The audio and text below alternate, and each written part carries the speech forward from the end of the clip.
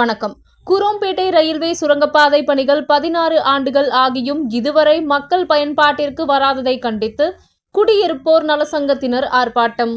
3 லட்சம் மக்கள் பயன்படுத்தக்கூடிய இருவழி பாதையில் பேருந்துகள் செல்லும் சுரங்கப்பாதை அமைக்க வேண்டி கோரிக்கை. சுரங்கப்பாதையில் பொதுமக்கள் நடந்து செல்லும் படிக்கட்டுகள் அமைப்பதற்கு நிதி ஒதுக்கியும் அமைக்காமல் பணிகள் நடைபெறுவதை கண்டித்து குரோம்பேட்டை ரயில்வே நிலையம் பேருந்து நிலையம் இணைக்கக்கூடிய நடை மேம்பாலத்திற்கான தூக்கு படிக்கட்டு எஸ்கலேட்டர் உடனடியாக அமைக்க வேண்டும். சென்னை தாம்பரம் அடுத்த குரோம்பேட்டை ரயில்வே சுரங்கப்பாதை அருகில் மண்டலம் 2, 3 ஒருங்கிணைந்த 62 குடியிருப்போர் நலசங்கத்தினர் தாம்பரம் மாநகராட்சி அதிகாரி முதல் முதலமைச்சர் வரைக்கும், ரயில்வே துறை மேலாளர் முதல் நாடாளுமன்றம் உறுப்பினர் வரைக்கும் பலமுறை கடிதம் இதுவரை இந்த கோரிக்கையில் நிறைவேற்றாமல் எந்தவித நடவடிக்கை எடுக்கப்படாமல் இருப்பதின் காரணத்தினால் கோரிக்கை முழக்க ஆர்ப்பாட்டங்கள் செய்தனர். இந்த ராதாநகர் ரயில்வே சுரங்கப்பாதை 2009ஆம் ஆண்டு தொடங்கி 2014ஆம் ஆண்டு முடிக்கப்பட்டது.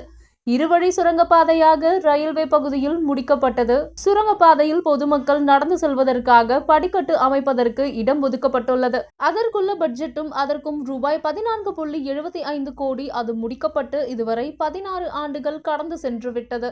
இந்த 16 ஆண்டுகளும் படிக்கட்டு அமைப்பதற்கான எந்த நடவடிக்கையும் எடுக்கப்படவில்லை. சுரங்கப்பாதை பணியும் இதுவரை முடிந்த பாடு இல்லை. உலகத்திலேயே ஒரு சுரங்கப்பாதை பணி 16 ஆண்டுகள் முடிவடையாமல் நடந்து கொண்டிருப்பது இந்த சுரங்கப்பாதை பணி மட்டும்தான்.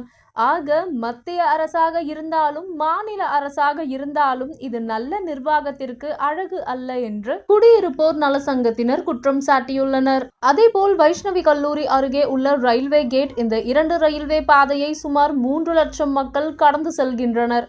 இந்த கிழக்கு பகுதியில் மேற்கு பகுதி செல்வதற்காக 52 என்ற அரசு பேருந்து இயக்கப்பட்டிருந்தது. அதுவும் இந்த சுரங்கப்பாதை பணியின் காரணமாக நிறுத்தப்பட்டுள்ளது. அதை குறித்து பல முறை அதிகாரியிடம் முறையிட்டும் எந்த பயனும் இல்லை. 3 லட்சம் மக்கள் இதில் பயன்படுவதை அறிந்து ஆளும் கட்சி சேர்ந்தவர்கள் அவர்களாகவே மக்கள் பணிகளில் நடைமுறைப்படுத்த வேண்டும். ஆக அதை தவிர்த்து இது போன்ற யாரையும் குறை சொல்லாமல் மக்கள் குறைகளை எந்த ஒரு சட்ட பிரச்சனைகள் ஏற்படாமல் அறவழியில் போராட்டம் நடத்துவதை தடுக்க நினைப்பது மிகவும் வருந்தத்தக்கது. எங்களது போராட்டங்களை எங்களுடைய கோரிக்கைகளை பல முறை பல்வேறு வழிகளில் முறையிட்டும் இதுவரை நடவடிக்கை எடுக்கப்படவில்லை. அப்படி என்றால் என்னுடைய கோரிக்கைகளை எப்படி, எங்களுடைய தேவைகளை எப்படி தெரியப்படுத்த வேண்டும்? எனவே நாங்கள் இந்த அறவழியில் போராட்டத்தை தொடங்கியுள்ளோம். இது இத்துடன் முடியாது. எங்கள் கோரிக்கைகள் நிறைவேறும் வரை எங்கள் போராட்டம் தொடரும். எனவே நாங்கள் மத்திய அரசுக்கும் மாநில அரசுக்கும் வைக்கும் கோரிக்கை என்னவென்றால் 3 லட்சம் மக்களின் வாழ்வாதாரங்களை காக்க வேண்டும் என்றால் இருவழிப்பாதை சாலையில் அரசு பேருந்து செல்லும் அளவிற்கு சுரங்கப்பாதை அமைக்க வேண்டும் எனவும் முயற்சி செய்ய வேண்டும். எங்கள் கோரிக்கைகள் நிறைவேற்றவில்லை என்றால் அவ்வப்போது எங்கள் போராட்டங்கள் நடைபெறும். இப்போது நம்மிடம் பேட்டி தர இருப்பது முருகையன், மண்டலம் 2, 3 குடியிருப்போர் இணைப்பு சங்கத்தின் செயலாளர், தாம்பரம் மாநகராட்சி. சுரங்கப்பாதை பணி 2009 14.75 கோடி ரூபாய் செலவில் ஆரம்பிக்கப்பட்டது.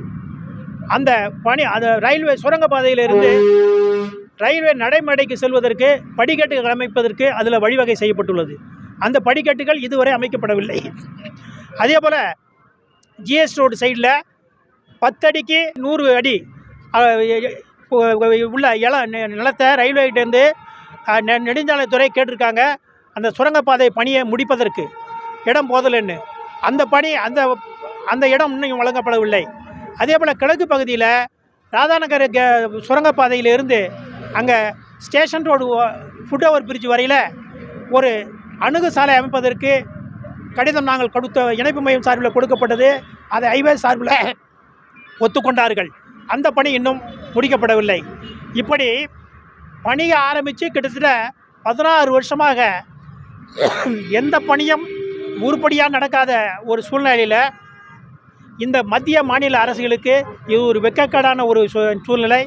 நல்ல நிர்வாகத்துக்கு இது அழகல்ல.